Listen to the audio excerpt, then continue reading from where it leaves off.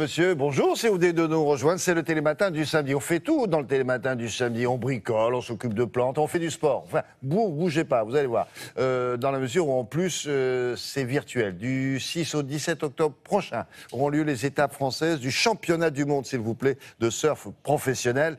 Le surf, si ça vous plaît, tant mieux, vous connaissez. Si ça ne vous plaît pas parce que vous n'osez pas, vous avez peur des vagues, peur du ridicule, peur de tomber, etc., eh bien, grâce à la science, vous avez bien entendu, on peut maintenant surfer virtuellement par un dispositif unique au monde, alors qui a été installé à la Cité de l'Océan, où ça, au Pays Basque, bien sûr, à Biarritz. Et Laurence Beauvillard l'a testé pour vous.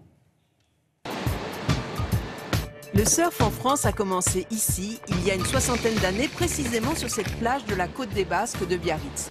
Aujourd'hui, le nombre des pratiquants augmente de 10% chaque année et la moyenne d'âge des surfeurs est de 23 ans.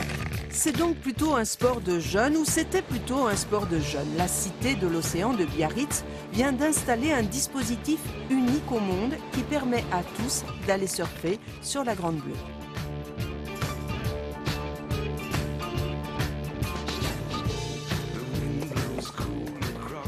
Bonjour Valentin. Bonjour Laurence. Je viens prendre mon cours. Très bien, allons-y.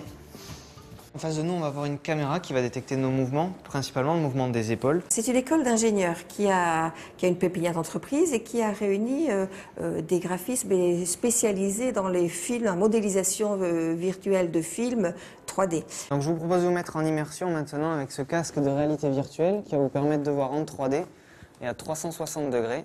Une société qui fait des lunettes spécialisées pour visionner ces films 3D et une société qui a des caméras pour détecter les mouvements. Donc on se penche bien en avant.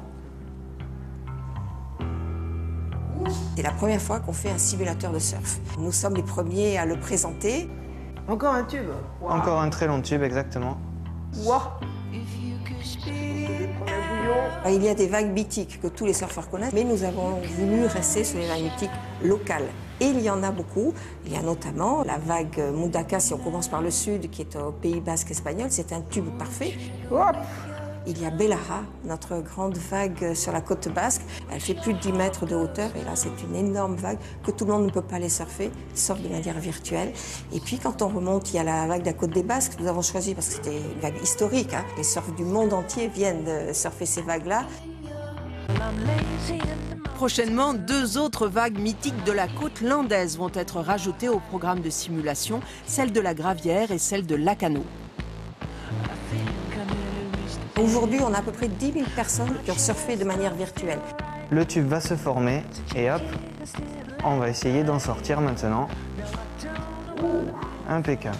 Il y a autant de surfeurs, mais de surfeurs professionnels, hein, qui sont venus tester et qui sont ressortis en disant qu'ils avaient eu vraiment ces impressions de glisse qu'ils ont lorsqu'ils sont sur l'eau. Et puis il y a des personnes qui n'avaient jamais surfé et qui étaient très contentes de tester, de ressentir ces impressions de glisse que l'on a quand on est sur une vague. Vous avez essayé vous aussi?